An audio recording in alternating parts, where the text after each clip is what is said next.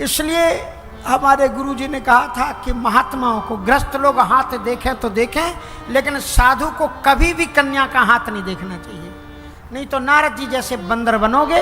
अब ना माना तो तुम्हारी आन दिखाई नारद भूपति राजकुमार। आप देखो रामचरितमानस में 3 दीपक हैं, उसमें एक वैराग्य दीपक है अरण्यकांड के अंत में, और उसमें यह बताया है कि जो ही संत के जीवन में अगर कल्पना से भी स्त्री का प्रवेश होता है तो जप तप नियम, मैं नहीं कह रहा हूं, ये चौपाई कह रही नहीं, आप माताएं नाराज मत होना, आप बहुत अच्छी हो। अब ये चौपाई बोल रही है कि जप तप नियम, जप तप नियम जलाश्रय झारी। संसार में जप तप नियम जलाश्रय धारी। जो संत जप करता है, तप करता है, नियम करता है, ये सरोवर और झरने की तरह हैं। लेकिन यदि उनके जीवन में स्त्री आ जाए तो होए ग्रीसम शोषय सब नारी। ग्रीष्म की तरह आकर के सब शोक लेती है। ये स्त्रियों की निंदा नहीं है, जो व्यक्ति हैं, सन्यासी हैं, उनके लिए मना है जप तप नियम जलाश। नारद जी के जीवन में जो ही अभिमान आता है तो अभिमान तुम्हारे सद्गुणों को नष्ट कर देता है। नारद जी में बहुत महत्वपूर्ण 5 गुण थे। संत के पास में जब भी जाना तो ये 5 चीजें ही मिलती है संत के पास में। कौन कौन सी चीजें होती हैं संत के पास में, तो ध्यान रखना। मति कीरति गति भूति भलाई, जो यही जतन जान यही पाई। मति कीरति गति भूति भलाई, जो यही जतन जान यही पाई। मति कीरति गति भूति और भलाई। संत के पास जाने से ये 5 चीजें मिलती हैं। अगर आप कथा में आओगे, इन संतों के सानिध्य में सामने बैठोगे, तो इतनी तो गारंटी है कि जितने 5 घंटे तुम यहां पर बैठे, इतने बीच में तुमने कोई भी पाप नहीं किया, कोई तुमने गलत चिंतन नहीं किया। ये गारंटी आपकी इसमें ली गई है। आपके जो 9 दिन थे, 9 दिन में 40 को 9 से गुणा करो, आपके 50 घंटे आपको कुसंग से बचा दिया। सामान्य चीज है ये। अब इनमें चाहिए क्या आपको, लेना क्या क्या है? बोले मति। इस सत्संग में बैठोगे तो आपकी विचारधारा, यहां पर बैठे बैठे बहू के मन में आता होगा, हाँ महाराज सही कह रहे हैं, आज से सास की सेवा। कोई बात नहीं, सास भी माँ ही होती, डांट दिया तो डांट दिया, कोई बात नहीं, हमारी भी तो माँ डांटती थी, कोई बात नहीं, आज से अच्छा मति मिलती है। बच्चे के मन में यहां अगर बच्चा बैठेगा तो आएगा, हाँ महाराज ठीक कह रहे हैं, माँ बाप बार बार थोड़ी मिलते, इन्हीं ने विचारों ने कैसे कैसे करके पढ़ाया लिखाया, हमको माता पिता का जरूर पांव छूना चाहिए। राम जी जो सबसे बड़े भगवान है, क्या करते थे? बोले प्रातः काल उठ के रघुनाथा, बोलो चौपाई आप सबको याद है, बोलो, आवाज इधर तक आनी चाहिए, माता बोलो आगे चौपाई क्या है? प्रातः काल उठ के रघुनाथा, हाँ आवाज है, मातु पिता गुरु ना वही माता। राम कथा की पहली शिक्षा है कि अपने माता पिता और गुरु को प्रणाम करो। तो मति कीरति, सत्संग में आने वाले पर लोग विश्वास करते हैं। जिस दुकान का आदमी अगर सत्संग में जाता है तो लोग उसको सत्संग में देख लेते, कहते यार ये सत्संग में जाता है, ये झूठ नहीं बोलता होगा, ये चीटिंगबाजी नहीं करता होगा, चलो अपन इसकी दुकान पर चलते हैं, उसकी दुकान चल पड़ती। मति कीरति गति, गति मानी उसकी जीवन की चाल सुधर जाती है, और गति मानी उसकी सदगति होती। मति कीरति गति। और भूति मानी धन। सबसे बड़ा धन क्या है आप जानते हो? सबसे बड़ा धन है ये पूंजी मिलती है, मति कीरति गति भूति। भूति मानी संपत्ति, सत्संग में संपत्ति मिलती है, राम नाम का खजाना मिलता है। और भलाई, व्यक्ति में मानव मात्र के कल्याण की भावना का उदय हो जाता है, करुणा उदय हो जाती है, दिल करुणा से भर उठता है। मति कीरति गति भूति भलाई। पर नारद जी के जीवन में जब ये माया आई तो ही पांचों चीजें चली गई। नारद जी ने लिखा कुछ और था, कन्या के हाथ में पढ़ा कुछ और। कन्या के हाथ में 3 चीजें लिखी हुई थी कि जो अजर और अमर होगा। इसका समझ में आया? उल्टा पड़ा। लिखा यह था कि जो पहले से ही अजर अमर होगा उसके साथ में इस कन्या का भाग्य लिखा हुआ था। नारद जी ने सोचा ये कन्या का भाग नहीं, उस लड़के का भाग इसके साथ में सुधर जाएगा, जो इससे शादी कर लेगा वो अजर अमर हो जाएगा। जिससे रणभूमि में अपराजित होगा उसके साथ में उसका विवाह होगा। लिखा यह था, नारद जी ने यह पढ़ा कि इसके साथ में जिसका विवाह हो जाएगा वो अपराजित हो जाएगा, सारी दुनिया उसकी पूजा करेगी, ये लिखा हुआ है। नारद जी ने सोचा कि वैसे तो मैं शिव से ऊपर हो चुका हूं, बस ये 3 चीजें शंकर जी के पास हैं, मेरे पास में नहीं। और यदि मेरी शादी इस कन्या के साथ में हो जाए तो ये 3 चीजें मिल सकती हैं। वो भगवान को याद किए, भगवान प्रकट हो गए। भगवान जब मिले तो भगवान से क्या मांगे ये भी ध्यान रखना। श्रीमद् भागवत में एक बड़ा प्यारा प्रसंग आता है कि ध्रुव जी महाराज आज भी ध्रुव लोक में रोते हैं। क्यों रोते हैं? इसलिए रोते हैं कि भगवान ने कहा था जो कुछ मांगना हो मांगो, पर ध्रुव जी ने ध्रुव पद मांगा। सूरज सी शान पाऊं, चंदा सा मान पाऊं, इतना सा दे दो उपहार। तो कहा चलो तुम भी ध्रुव तारा बनकर के चमको। पर उस लोक में पहुंच जाने के बाद में ध्रुव जी ने अनुभव किया कि ईश्वर से जब भी मांगना चाहिए तो वही मांगो जो शंकर जी ने मांगा है। क्या मांगा शंकर जी ने? कि बार बार बार मांगाऊं हरस देहु श्री रंग, और पद सरोज अनपायनी, भगति सदा सतसंग। नारद जी ने भगवान से भगवान का रूप मांगा, लेकिन भगवान ने अपना रूप नहीं दिया। मुनि हित कारण कृपा निधाना, दीन कुरूप न जाए बखान। मुनि हित कारण कृपा निधाना, दीन कुरूप न जाए बखाना। ऐसा भयानक काले बंदर का रूप दिया कि माया को वर्ण करना तो दूर, माया उन्हें देख करके नाराज हो। और जिस दिशा में नारद जी बैठे हुए थे उस दिशा में उसने देखा ही नहीं। और ये बड़ी सुंदर शिक्षा है कि अगर तुम माया से बचना चाहते हो तो संतों की लाइन में बैठ जाओ। माया संतों को तो छोड़ेगी ही, संतों की लाइन में भी जो बैठ जाते हैं वो भी माया से बच जाते हैं। माया से बचने का तरीका है संतों के पीछे बैठ जाओ। संतन संग लाग लाग, लाज मति खोई। नारद जी महाराज माया से बचे।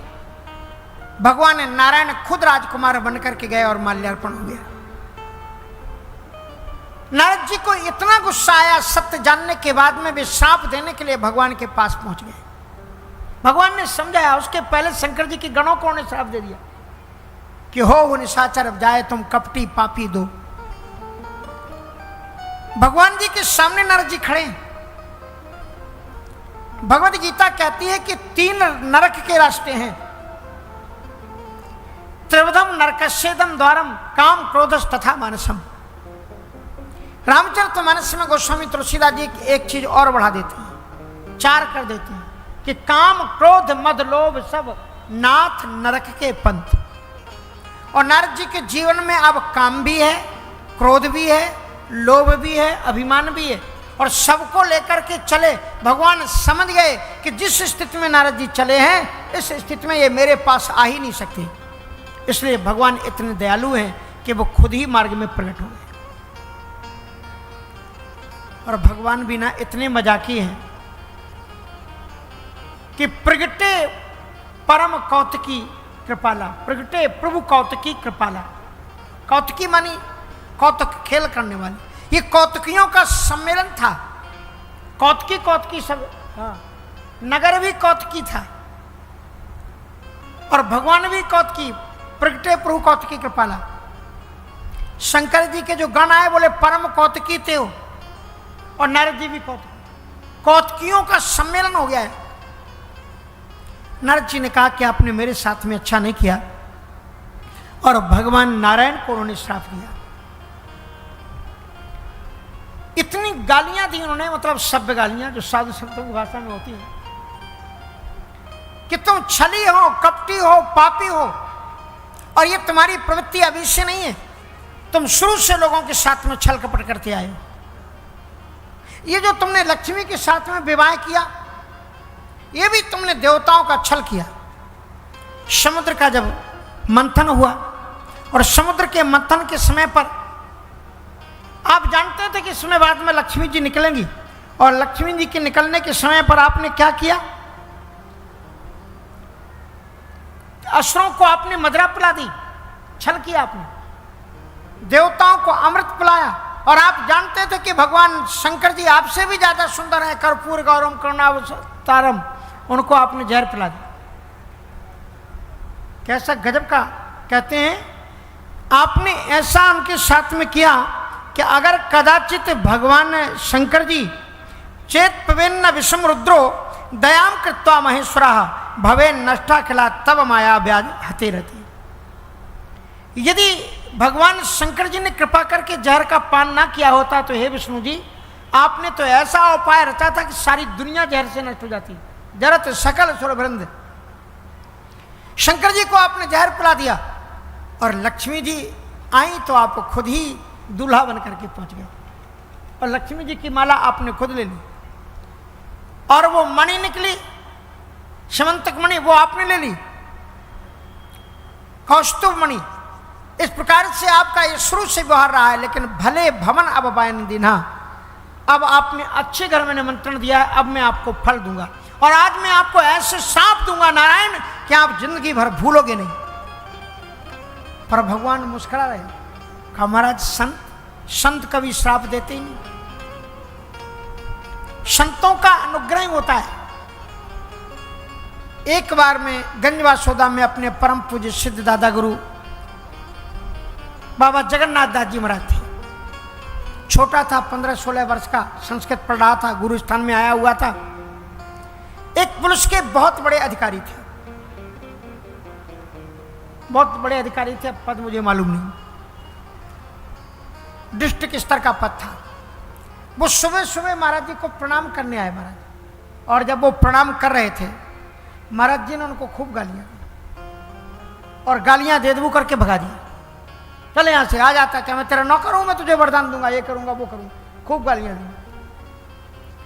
और मैं मन में सोच रहा हूं, क्योंकि मैं शास्त्री पढ़ रहा था, कि बताओ बेचारा कितनी श्रद्धा से महाराज जी को प्रणाम करने आया, और महाराज जी घुस करके इसको कैसी गालियां दे रहे हैं। अब वो जब वहां से आया तो मैंने सोचा मैं ही इससे 2 अच्छे शब्द बोल दूं, क्योंकि इतना महाराज जी ने बोल दिया। तो वो उसको देखा, मैंने सोचा चेहरे पर मुरझाहट होगी, पर वो बड़ा प्रसन्न था। मैंने कहा देखो महाराज जी ने आपको, महाराज जी आज थोड़ा सा लेट सोए हैं, मैंने थोड़ा कुछ कहना चाहा, नहीं महाराज जी बस जाने दो मुझे, आज मैं जिस काम से आया हूं मेरा काम बन जाएगा। अगर संत नाराज हो गए और उन्होंने क्रोध में कुछ कह दिया तो समझ लो वही कृपा है आपकी।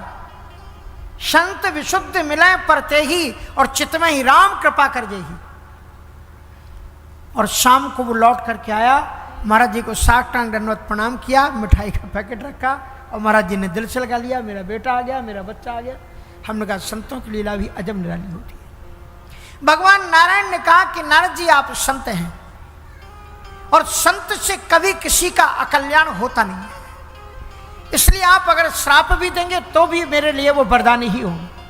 नारद जी ने कहा कि मीठी मीठी बातें करके मुझे भटकाओ मत, अब मैं तुम्हें श्राप दूंगा। आपको शर्म नहीं आई? एक पहले तो लक्ष्मी के साथ विवाह कर चुके थे, कहीं उस सुंदर राजकुमारी से मेरी शादी ना हो जाए, क्योंकि मैंने आपको बताया कि बड़ी सुंदर है, मैं उससे विवाह करना चाहता हूं। सो आप खुद ही पहुंच गए राजकुमार बनकर के, देवता होकर के आप मनुष्य बने, इसलिए पहला मेरा श्राप है कि बंचियु मोहि जवन धर दे सोई तनु धराओ श्राप मम देहा। बंचियु मोहि जवन धर दे सोई तनु धराओ श्राप मम देहा। आपने जिस मनुष्य का रूप धारण करके इस राजकुमारी से वंचित किया है, हम तुम्हें श्राप देते हैं कि तुम्हारी मानव योनि में तुम मनुष्य का जन्म लेकर के धरती पर अवतार लो। भगवान नारायण मुस्कुरा रहे हैं, धन्य है महाराज, बड़ी कृपा की आपने। नारद जी सोच रहे थे बेचारे रोएंगे कि महाराज क्षमा कर दो, और भगवान कह रहे हैं बड़ा अच्छा वरदान दे दिया। बोले वरदान नहीं, ये श्राप है। बोले नहीं नहीं महाराज, ये बड़ा अच्छा आपने वरदान दिया। बोले वरदान कैसे हो गया? बोले बड़े भाग्य मानुष तनु पावा सूर्य दुर्लभ सदघन। मानव जीवन की प्राप्ति बड़ी सौभाग्य से होती है। ब्रह्मा जी ने भी देवताओं को भेजा धरती पर मनुष्य के रूप में नहीं भेजा। मनुष्य के रूप में केवल भगवान ही आए, उनको वरदान मिला था नारद जी का। नारद जी का वरदान ना मिलता तो वो भी पता नहीं कौन रूप में आते। इसके पहले आए तो थे धरती पर कई बार, कभी कछुआ बन करके आए, कभी मछली बन करके आए, कभी बामन बन करके आए, कभी बराह बन करके आए। ये तो नारद जी की कृपा हो गई। तो बड़े भाग्य, बड़ी कृपा महाराज, इस बार हम मनुष्य बन करके आए। नारद जी ने कहा हाँ हो, ये तो गलती हो गई, ये तो मैंने इनको वरदान दे दिया। बोले सुनो सुनो, अब मैं तुम्हें श्राप दूंगा। कहा दे दो महाराज, और एक कुछ वरदान मिल जाएगा। अब नारद जी ने दूसरा श्राप दिया कि कपि आकृति तुम कीने हमारी, कपि आकृति तुम कीने हमारी, करे हैं किस सहाय तुम्हारी, करे हैं किस सहाय तुम्हारी। कपि आकृति तुम की ना हमारी, तुमने मुझे बंदर का बना दिया। आप बंदर को बिना काम का समझते हो ना, कपि चंचल सबही विधिहीना। और मैं तुम्हें श्राप देता हूं कि जब तुम आपत्ति के दिनों में भटकोगे, रोओगे, पत्नी के वियोग में, हे खगमृग हे मधुकर श्रेणी, तो तुम्हें कोई इंसान सहायता नहीं देगा, तुम्हारी मदद में बंदर ही आएंगे आपके साथ में। भगवान ने कहा धन्य महाराज, ये तो बड़ा अच्छा वरदान दे दिया आपने। बोले ये वरदान कैसे हो गया? कहा हमने तो ये सुना है कि जब व्यक्ति के ऊपर में आपत्ति आती है तो सहोदरोपि विमुच्यते, सगा भाई भी साथ छोड़ देता है, और आप कहते हैं बंदर साथ देंगे। वाह क्या सुंदर गजब का आपने वरदान दिया मुझे। और बंदर इतनी सुंदर, अच्छा आपने कभी सोचा हो तो बताओ, राम जी ने कुत्तों की सेना क्यों नहीं बनाई? कुत्ते एजुकेटेड होते। अमेरिका के कुत्तों को जो सेना में काम करते हैं, 1-1 लाख रुपए का वेतन है, एक दिन का। और महाराज ऐसे ऐसे सिरफिरे लोग हैं अमेरिका के कि अकेले अकेले बेचारे घर में रहते हैं, और श्रीमती भी चटमंगनी पट विवाह, और इधर गए उधर गए, अकेले ही रहते। तो दिन कैसे कटे, सो पिल्ला पाल लेते हैं, कुत्ता। और हमें अभी जब हम आ रहे थे तो किसी सज्जन ने बताया कि मरते समय पूरी प्रॉपर्टी उसी कुत्ते के नाम कर देते। फिर हमने कहा वो कुत्ता क्या करता है? बोले कुत्ते को फिर अच्छे, आपने देखा होगा कभी यूट्यूब में, मैं देखता था कि कुत्ता बड़े सुंदर डेवलप के गद्दे पर बैठा हुआ है और लोग अपने हाथ से उसको खिला रहे हैं, और वो कुत्ता भी बड़े स्वाद से खाता है। हर एक सलाद अलग है, भोजन अलग है, अलग अलग चीज पकवान उसके थाली में रखे। ये तो भाग्य की बात है। कभी कभी कुछ ऐसे होते हैं धनाढ्य, जिन्होंने सत्संगत नहीं की, परोपकार तो करते रहे, सत्संगत नहीं की, तो अब उसके कारण से जन्म तो मिलेगा, लेकिन क्या मिलेगा? बोले कुत्ते बन गए। कुत्ते बनकर के उनको भाग्य क्या देता है? बोले एसी कमरे मिलते हैं। और जो माताएं बहनें केवल फिल्मों में ही मटकती हुई दिखाई पड़ती हैं, उनकी गोद में जाके बैठते हैं, उनके स्नेह में आंचल को प्राप्त करते हैं, लेकिन हैं कुत्ते। इसलिए दुर्लभ मिला है नर्तन, चलना संभल संभल के, जीवन को सत्य से जियो। नारद जी महाराज ने, अच्छा भगवान जी ने कुत्तों की सेना क्यों नहीं बनाई? कुत्ते कितने, देखो आप एयरपोर्टों पर जाते हैं, कुत्ते काम देते हैं, वो सूंघते हैं, देखते हैं कि कहीं इसके सामान में कुछ और चीज तो नहीं। आपने मिलिट्री में, पुलिस के पास में भी कुत्ते देखे होंगे, और कुत्तों की कई कहानियां हैं, पर बंदरों की कोई कहानी आपने सुनी हो तो बताओ। सुनी? तो नहीं सुनिए तो हम बता देते हैं एक कुत्ते की कहानी, एक बंदर की कहानी सुनाते। एक राजा ने एक बंदर पाला था, और बड़ा अच्छा बंदर था, अपने पास में रहता था। सोते समय उसको कोई मच्छी और मच्छर उसको परेशान न करे, इसलिए बंदर को बैठा दिया, वो सो गया। बंदर समझदार था, एक मक्खी थी, बार बार आकर के राजा के गले पर आकर के बैठ जाए, अब पछताए होता। तो उसके बाद में उस बंदर ने क्या देखा कि माने नहीं रही, उसने उठाई तलवार और घुमा करके मारी, सब मक्खी तोड़ गई और राजा साहब गए। यही है एक बंदर की कहानी। इतनी बुद्धि होती है, लेकिन मैंने समझ ही नहीं आया कि राम जी ने कुत्तों की सेना क्यों नहीं बनाई, बंदरों की सेना। ये मुझे अमेरिका में उत्तर मिला। सुबह का अपने वॉक करते हैं, हर एक जगह वॉक माने घूमने जाते हैं, सुबह सो घूम रहे थे, हमने सोचा यहाँ के कुत्ते तो एजुकेटेड होंगे, पढ़े लिखे होंगे, अमेरिकन कुत्ते हैं, समझदार होंगे। मैं रोज उस सड़क पर घूमता था, कभी अगल बगल के कुत्तों की आवाज नहीं आती थी, लेकिन एक दिन जब मैं गुजरा तो बगल की बाड़ी लगी हुई थी, कुत्ते बाहर आ नहीं सकते, कुत्ते भौंक रहे थे। अलग अलग घर में एक एक कुत्ता रहता, भौंक रहे थे। हमने कहा आज मामला क्या है? मैं रोज आता हूं, कभी कुत्ते नहीं भौंकते, आज कुत्ते भौंक के रहे। हमसे पीछे एक आदमी एक कुत्ते को लेके चल रहा था, और कुत्तों की आदत है, क्या पूरी तो बात नहीं कहेंगे कि जात देख गुर्राऊ, कुत्ते कुत्ते को देख करके गुर्राते हैं। इनमें संगठन नहीं होता, कुत्तों में संगठन नहीं होता है। अगर दूसरा कुत्ता आ जाए दरवाजे के सामने, तो कितना भी एजुकेटेड कुत्ता हो, कितनी भी ट्रेनिंग दी गई हो, भौंकेगा जरूर, भौंकते हैं, संगठन नहीं है। और बंदरों में संगठन मैंने वृंदावन में देखा। एक छोटे बंदर को मैंने थोड़ा सा छू दिया और वो थोड़ा सा चिचियाया, चारों तरफ से 50 बंदर कूद कूद करके उस छत पर इकट्ठे हुए। आप कभी बंदर को छेड़ना मत, नहीं तो इतना संगठन होता है कि सारे बंदर आपको घेर लेंगे और सियावर रामचंद्र जी की जय कर देंगे। हाँ, और बंदर का एक नाम होता है मरकट। मरकट का नाम जानते हो क्यों होता है? ये शब्द क्यों है? इसलिए कि बंदर मारते भी हैं और काटते भी हैं, जो मारे भी और काटे भी उसका नाम मरकट। मरकट वदन भयंकर दे। सुनारद जी महाराज को ये श्राप दिया। भगवान ने कहा यह भी बहुत अच्छा वरदान है कि दुनिया के मनुष्य को यदि भर्ती किया जाए अपनी सेवा के लिए, तो वो कहता है वेतन कितने दोगे, रहने के लिए मकान कितना दोगे, भत्ता मिलेगा कि नहीं मिलेगा। लेकिन आपने ऐसी सेना दी, उनको कपड़े भी नहीं देने पड़ेंगे, ट्रेनिंग भी नहीं देनी पड़ेगी, वेतन भी नहीं देना पड़ेगा, भत्ता भी नहीं देना पड़ेगा, और भोजन भी नहीं देना पड़ेगा। ये खुद ही भोजन पेड़ों पर चढ़ चढ़ के उतार कर खाएंगे।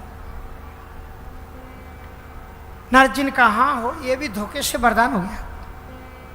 नारद जी ने कहा हम तुम्हें तीसरा श्राप देते हैं, और तीसरा श्राप देते हुए उन्होंने कहा कि आपने मुझे इस प्रकार से पत्नी के वियोग में रुलाया। मम अपकार कीने तुम भारी, नारी बिरह तुम दुखारी। मम अपकार कीने तुम भारी, नारी बिरह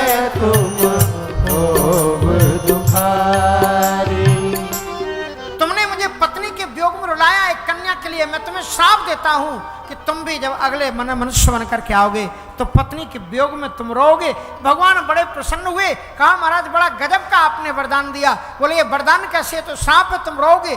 बोले महाराज इसका मतलब मेरी शादी तो होगी ना, ये तो आपने निश्चित कर दिया ना। इसके पहले मेरे जो अवतार हुए उनमें शादी भी नहीं हुई, बराह रूप में अवतार में शादी नहीं हुई, परशुराम में शादी नहीं हुई, कच्छप और कछुआ और मत्स्य रूप में आए शादी नहीं हुई, अब शादी तो होगी ना। और कोई अगर पत्नी के वियोग में रोए तो महाराज वही रोता है, इसका मतलब पत्नी अच्छी होगी। और अच्छी पत्नी प्राप्त करने के लिए पंडित जी लोग एक अनुष्ठान बताते हैं, पत्नी मनोरमाम देही मनोवृत्तानुसारणी तारणी दुर्ग संसार हाँ सागर से क्रोधभव। अब इन लोगों ने किए हैं अनुष्ठान, इसलिए इन लोगों को मालूम है हमको।